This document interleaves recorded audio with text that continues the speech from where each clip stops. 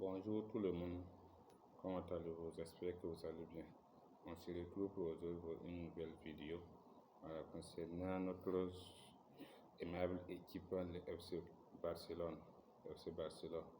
Voilà, c'est sur des informations sur notre aimable club, le FC Barcelone, que je veux partager avec vous. Dès lors des séances d'entraînement d'aujourd'hui, l'équipe a observé une minute de silence pour les victimes des inondations qui ont touché les régions de Valence, Albacete et Andalousie. En tout cas, on peut dire que ces événements ne reviennent plus. C'est pas simple. Que Dieu facilite, que Dieu facilite. En tout cas, l'équipe dit que le travail acharné porte ses fruits. Quand on regarde les performances que l'équipe vient de faire, de leur entraînement, en tout cas, ça porte des fruits. Voilà, maintenant on va passer le programme du mois de novembre. C'est que lesquelles équipes le FC sera confronté dans le mois de novembre. Nous avons le 3 novembre à côté, le dimanche à côté. Là. Le Barça doit affronter l'Espanyol de Barça. Ce sera un derby. En tout cas, ce derby-là, on pense que le Barça va faire l'affaire. Ouais. Après le derby, le FC Barcelone doit confronter Étoile Rouge de Belgrade pour la quatrième journée de la Ligue des Champions. Voilà, ça serait le 10 novembre 2024. Voilà. Je pense que le Barça, en tout cas, va pouvoir même faire des rotations pour que ces titulaires reposent un des temps de jeu. Et puis les remplaçants aient des temps de jeu aussi. Après ce match de Ligue des Champions, le FC Barcelone doit se déplacer à Real Madrid, à Real Sociedad. C'est pas Real Madrid, le classique vient de passer. Real Sociedad pour le compte de la 13e journée de la Ligue. Après le 10, c'est la trêve internationale. Donc cette trêve-là, si on pouvait annuler ces genre de matchs, en tout cas ça allait nous plaire, mais c'est comme ça, on va faire avec. Parce que c'est nous les clés, on aime notre équipe, on n'aime pas que nos joueurs se blessent lors des trêves. Donc, ouais, c'est ça. Donc après la trêve, le Barça va faire quoi? Il va retourner contre Celta Vigo le 23 novembre 2024 pour le compte de la 14e journée de la Ligue. Voilà, le 23 novembre, le Barça jouera contre Celta Vigo. Je pense qu'en tout cas, il y aura espace qui chaque année nous fait des. En tout cas, si il joue contre le Barça seulement, je ne sais pas comment il fait, mais lui, il arrive à marquer. Mais c'est pas ça le problème. Il faut que le Barça gagne. Si le Barça gagne, quel que soit le but qu'il marque, si le Barça gagne seulement, c'est ça qu'on veut. Notre FC Barcelone. Et puis on va clôturer le FC Barcelone va clôturer le mois de novembre par le match de la Ligue des Champions contre Brest à domicile le 26 novembre 2024. Je pense que, en tout cas, Brest aussi, il est en forme, mais je pense que Barça aussi a son mot à dire. Et puis je pense qu'on va boucler ce mois de novembre avec des victoires. Je ne parle même pas de matchs ni de défaites. C'est les victoires, c'est les culés. En tout cas, on attend. Voilà. Après ça, on dit que Ansu Fati, notre joyeux Ansu Fati, fête son anniversaire aujourd'hui. Donc, joyeux anniversaire, happy birthday for Ansu Fati. On dit que c'est son 22e année. Que Dieu facilite pour lui, qu'il revienne comme ce qu'il a fait ses débuts. Voilà. Comme actualité de plus, on dit que le FC Barcelone surveille Raphaël Leao parce que il a été remplacé hier soir contre Naples. Ça ne veut pas dire qu'il est blessé ou qu'il n'est pas en forme, mais on dirait que lui avec l'entraîneur là ne s'entendent pas. Donc le Barça surveille. En tout cas, si une bonne chose se passe seulement, je pense qu'il viendra au Barça, parce que l'été dernier, le Barça a voulu son transfert, il n'a pas pu faire. Je pense que cette fois-ci, si le joueur fait son choix, sinon je pense qu'il va venir. Ouais. Maintenant, on va parler sur un chiffre qui dit que cela fait plus de 2 mois que André Christensen ne semble pas prêt de revenir sur le terrain. Il suit un traitement conservateur pour sa douleur au talon d'Achille. Et puis ensuite, Flick aimerait beaucoup André Christensen en tant que défenseur central. L'entretien est impatient. On dit que l'entraîneur est impatient et que les joueurs reviennent de plus de blessures, car Inungo et Kokubasi auront besoin de quoi? De repos. Ah, ça c'est vrai. Quand tu vois comment le petit et puis le vieux cumulent les masses là, en tout cas souvent tu peux dire qu'il peut tomber, peut blesser. Donc si en tout cas si il y a d'autres joueurs qu'on peut arriver à faire quoi, à se faire tourner, je pense que c'est mieux. Donc on attend Christensen et puis Arago, les grands défenseurs, les Lions, tu voyais. Donc on attend avec impatience les retours de ces deux aussi. En ne parlant pas de Eric Garcia.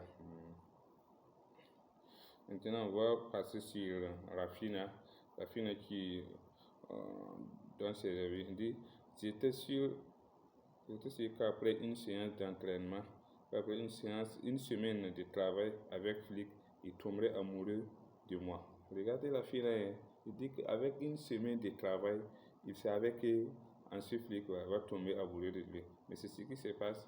L'entraîneur lui a donné confiance, donc il continue de bien jouer. C'est ce qu'on aime. Rafinha encore qui dit: Quand les rumeurs disent que le club veut vous vendre, il est difficile de ne pas penser à partir et de ne pas être un fardeau pour le club. Tu vois? En tout cas, parce que, qu'est-ce qu'il dit ici? En tout cas, le club veut le vendre. Il attend les rumeurs que le club veut le vendre. Bon, tu ne peux pas dire que tu ne veux pas partir, tu ne vas pas partir. Bon, tu ne veux pas être un fardeau pour le club aussi. Donc, il te met dans une situation tellement critique, quoi. C'est difficile. Et puis ensuite, il continue. Le Barça a toujours été ma priorité parce que j'ai vu des grands Brésiliens réussir ici. Tu vois, le gars, il prend le Barça comme sa maison. Donc, en tout cas, il a dit que c'est sa priorité parce qu'il a vu des grands joueurs brésiliens réussir. En tout cas, c'est ce qu'on aime, que toi aussi tu réussis, hein, mais tu es sur la bonne voie. Il faut continuer comme ça. Jouer dans un classico est toujours spécial. C'est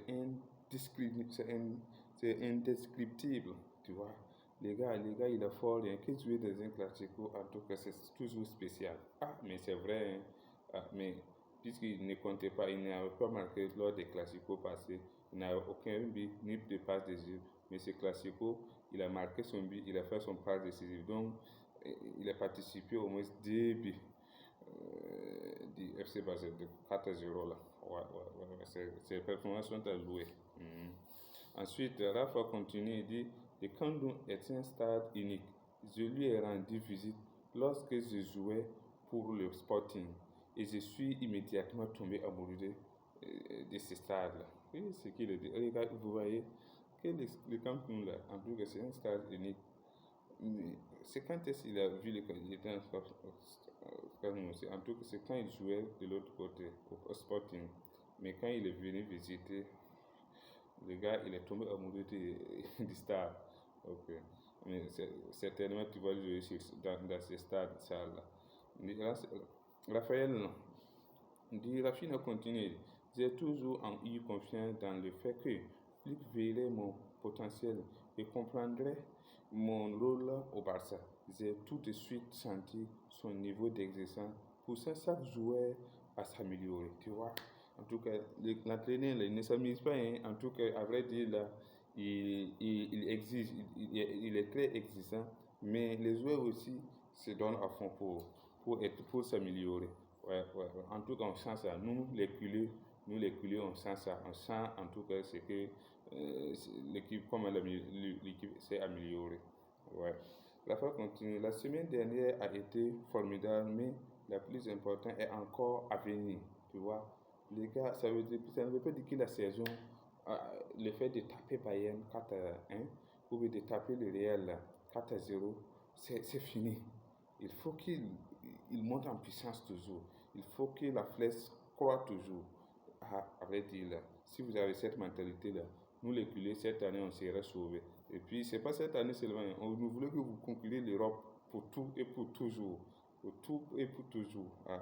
On attend. On va voir comment vous allez continuer. Des gens savent lesquels cessera. Il continue, le meilleur entraîneur du monde pourrait venir. Que le meilleur entraîneur du monde pourrait venir. Mais si les joueurs ne sont pas disposés, ils ne gagneront rien. Mais ça, c'est toute une réalité.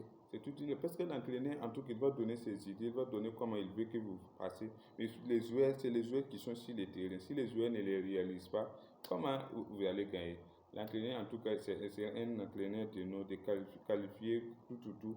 Mais si le terrain n'aura rien, donc c'est les joueurs, les vrais acteurs, là, en tout cas, c'est les joueurs.